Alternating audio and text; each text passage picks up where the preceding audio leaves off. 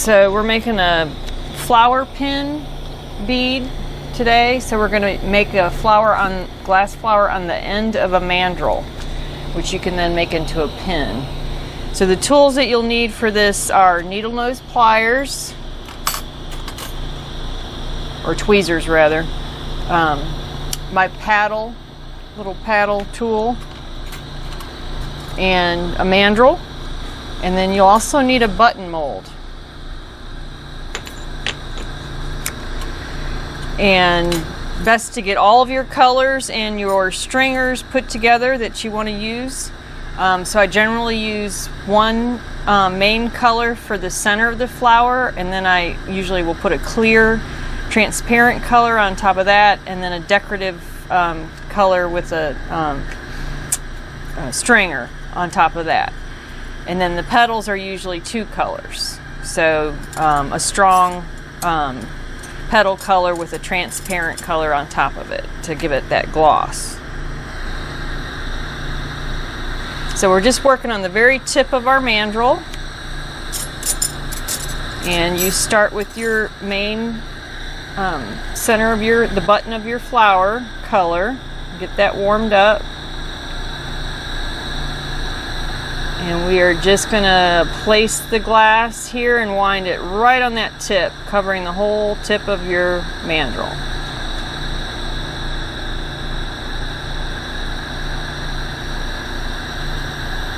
And it's going to take a little while to collect enough glass. You just keep winding.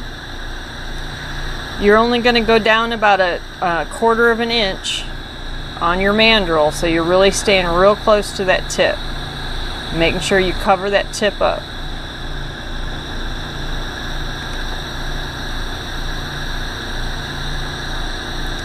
So we're going to shoot for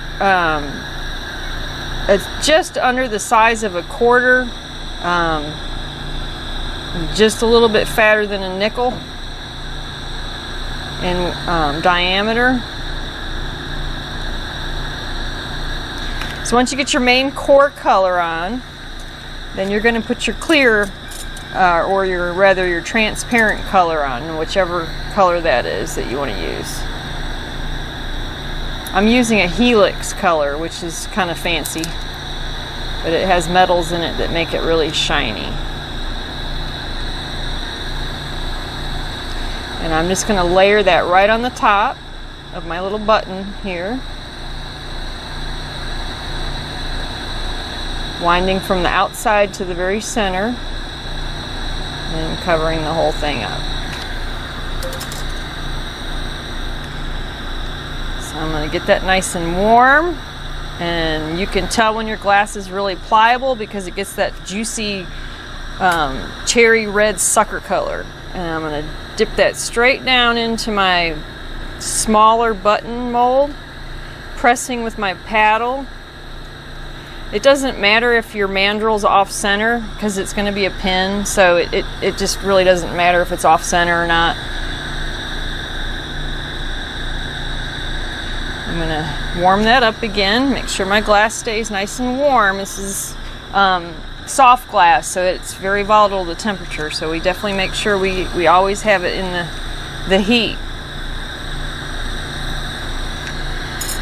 So we're actually going to decorate the center before we put the leaves on, because it's very difficult to decorate the center afterwards without your petals getting too cold and cracking off. So we do all of the decorating right now for the center.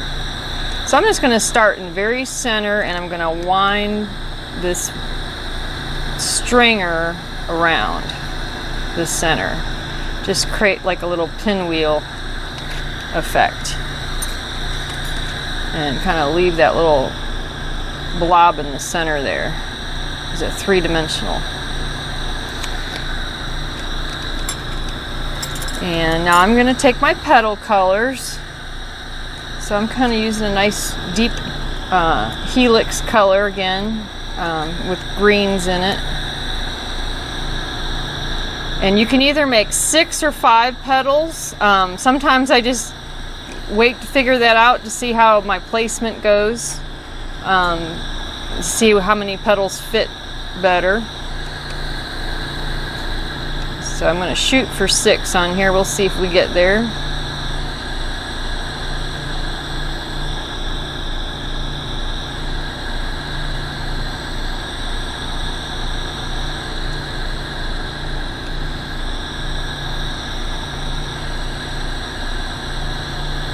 All right, perfect.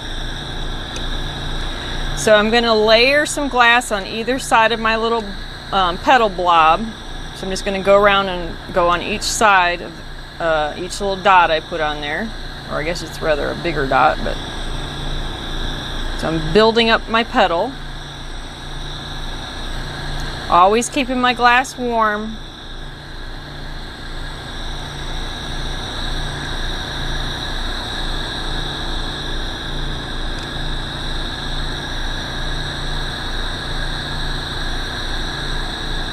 Playing with glass makes you a very patient person. Until you're not.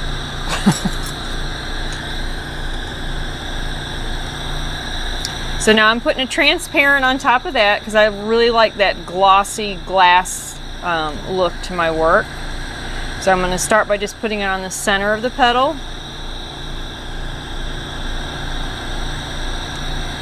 And working it down to the tip. And then just cutting it off in the flame.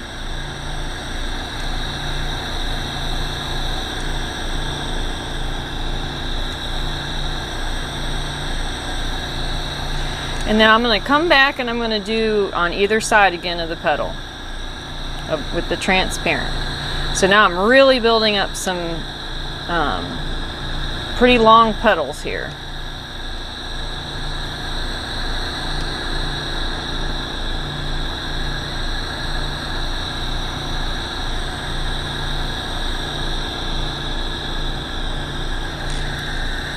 One more to do.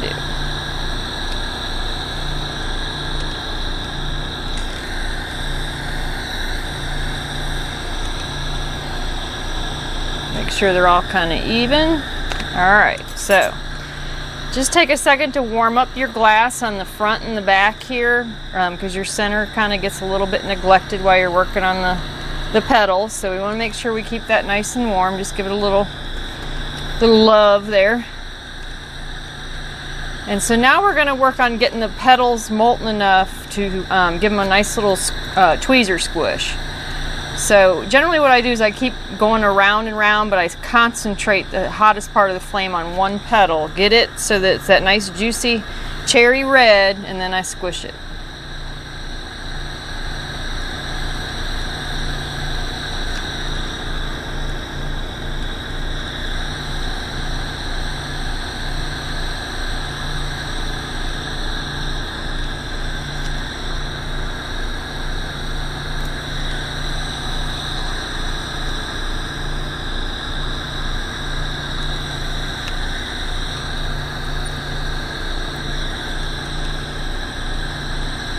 And it takes a while to get all the way around. Just when you're working on one petal, don't neglect keeping the others warm. It's very important that they all stay nice and warm.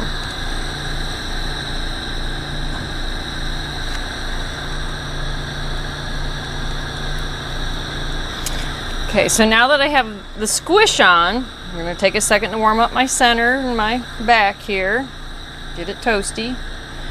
So now I'm going to form the petals. So generally what that is, same thing where you're going to get one petal kind of nice and red, and then it's squish, squish on either side, and a pull. And you just keep going around, getting one petal hot, squish, squish, and a pull.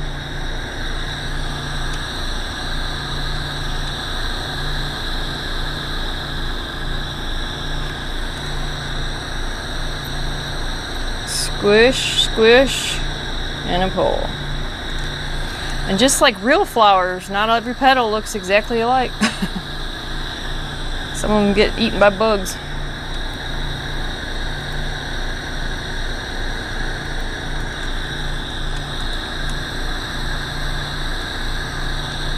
We're almost there.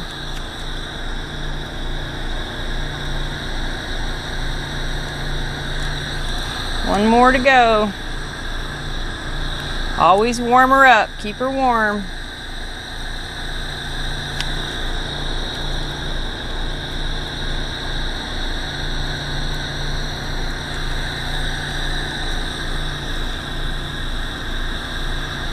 So this is where if you start really fussing and trying to get all your petals perfect and whatnot, you're probably going to end up breaking your glass, because you've got a lot of thin spots and some thick spots. So it doesn't want to be messed with right now. You really kind of have to just warm it up. If you have helix glass like I have, where it's reduction, and you want to do your fire dragon flame, get that going, and then put it in your crock pot. Little tap, make sure it's not moving, but you want to get it underneath there as soon as you can, so that it can cool evenly.